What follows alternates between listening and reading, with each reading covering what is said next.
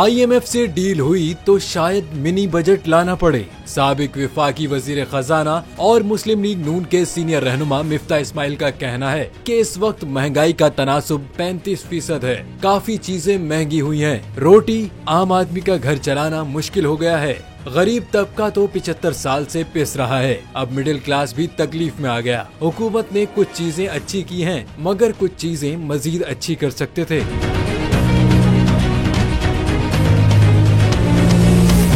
उन्होंने कहा कि नवंबर में IMF से बात कर लेते तो डॉलर भी इतना ऊपर न जाता। IMF मुआहदे से मुतल्लिक हुकूमत ने नवंबर में कुछ नहीं किया। विफाक और सूबे तरक्याती प्रोग्राम में जो खर्च करते हैं इसमें कमी कर दी जाए तो बेहतर होगा। वो पैसा किसी और सेक्टर में लगाया जा सकता है। साबिक वजीर खजाना ने कहा कि किसी भी दायरे की निजकारी करने में 460 दिन लग जाते हैं। निजकारी करने के लिए तवील अरसा नहीं होना चाहिए। निजकारी होगी तो इसमें मुकाबले की सतह बन जाएगी, जिससे फायदा होगा।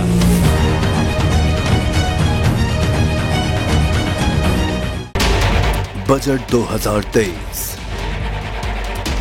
वादों से इरादों तक का सफर और इससे जुड़ी अवाम की नई उम्मीदें। सरकारी मुलाजिम, मजदूर या हो कारोबारी, टिकटिकी बांधे सबकी नजर है इस साल के बजट पर।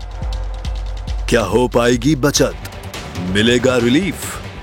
जानिए बजट ट्रांसमिशन में, सिर्फ बोल पे।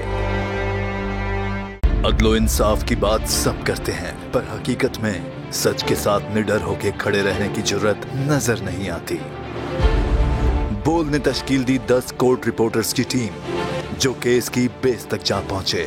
पैनल पे सफे अव्वल के legal experts, court round up, Neelam Arshad के साथ, सिर्फ बोल पे।